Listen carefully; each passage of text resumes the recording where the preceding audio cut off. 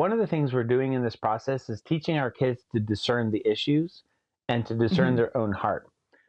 Mhm. Um, we talked about last time about selfishness. Okay. Yeah. And if all of this is driven by selfishness, then it's not going to play out well, right? Right. It's, I want this, you want that, and hey, I want that person to agree with me, and then I'm going to make dad make you do what I want. Right. That's not how this is going to work. This is driven by selfishness. And so what's got to happen is, and this is gets kind of filtered out through the process, is that they're going to learn to discern the real issues. And so here's Mhm. what's got to happen is what is right and what is true.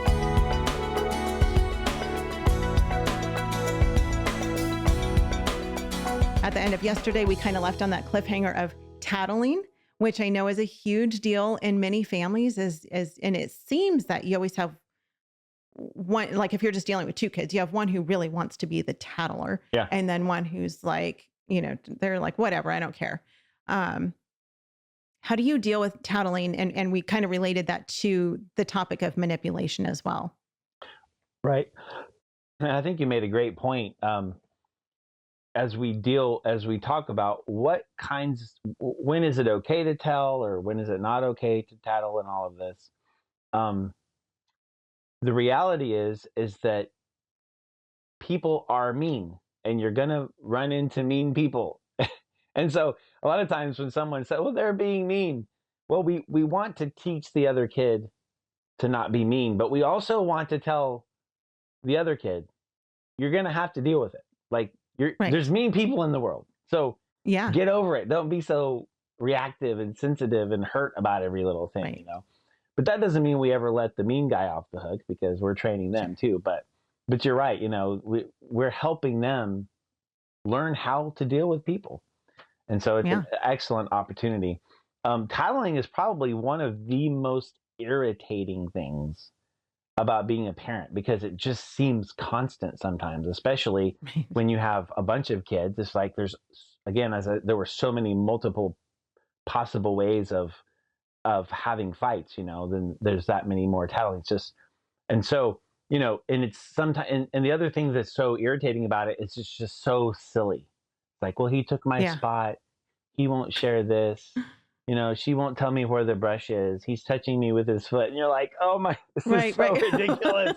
It's like, at least tell on something real. This is crazy. Right. So, anyway, how can we reduce it and how can we allow it to work correctly? And so what's amazing about this is we're actually just going to be teaching our kids how to interact with other humans in conflict, just like any Christian would. Okay. Yeah. And so really interestingly, as we learn in Matthew 18, there's a process, right? So Matthew 18, Jesus gives a specific process of when your brother sins against you. So what are you going to do when Yeah. your brother sins against you? Well, it says, Yeah. go and tell him his fault between you and him alone. So this is the first important piece. And that is we want to teach our kids to talk to each other first. Mm. Okay. Most of the time something happens and they yell, Mom, or something. Yeah. And they just run off or like you said, they just threaten. But the idea is if something is wrong that I want to say in the right way, remember, because we already have no yelling, no manipulation, and no violence. I want to Right. say in the right way what needs to happen or what I want to happen or whatever I think the issue is. So we're teaching them that. Then we're teaching them the second step. And if he doesn't listen, take one or two others along with you. And so sometimes, like in our house, sometimes there's someone nearby that you can just say, hey, this person shouldn't be doing that, right? Or just to kind of get a little witness or some kind of help. And sometimes the other kids will chime in and say, yeah, you need to stop doing this or leave this person alone or whatever. But most Yeah. importantly, then it says if they don't listen, then tell it to the church, which in the spiritual context, that's the authority structure. Well, in the family, of Hmm. course, the authority structure is mom and dad. And so this is Right. when you say, okay, I've talked to my brother, I've talked to my sister, it's not working. Others have even helped. It's not working. And now I'm going to go talk to mom and dad. And so here's what's interesting is if they learn how to do this process, it doesn't completely remove tattling, but it almost does. I mean, it really takes a lot of it away. And you only get it if you consistently train for this, then you only get it when it matters. And so anyway, that's the overall process there. Well, let me ask you a question about bringing someone else into it, because I could see that doing that could cause some conflict as well, because now one child or the other might see it as, well, now you're trying to gang up on me. Yeah. Now you're trying to get, the other sibling to take your side. Yeah. And I can see that might cause conflict too. Yep. So how do you deal with that? Because then because you don't want one child to become bitter towards two siblings, if they're already having conflict with one. Yep. So that seems like it could be a difficult thing to handle at some point. That's right. I think what's going to help answer that question and many other questions is that one of the things we're doing in this process is teaching our kids to discern the issues and to discern their own heart. We talked about last time about selfishness. Okay. Yeah. And if all of this is driven by selfishness, then it's not going to play out well. Right. Right. It's, I want this, you want that. And hey, I want that person to agree with me. And then I'm going to make dad make you do what I want. Right. That's not how this is going to work. This is driven by selfishness. And so what's got to happen is, and this gets kind of filtered out through the process, is that they're going to learn to discern the real issues. And so here's what's got to happen is what is right and what is true. And how are they going to know that? Because they're going to go through the process of their mind.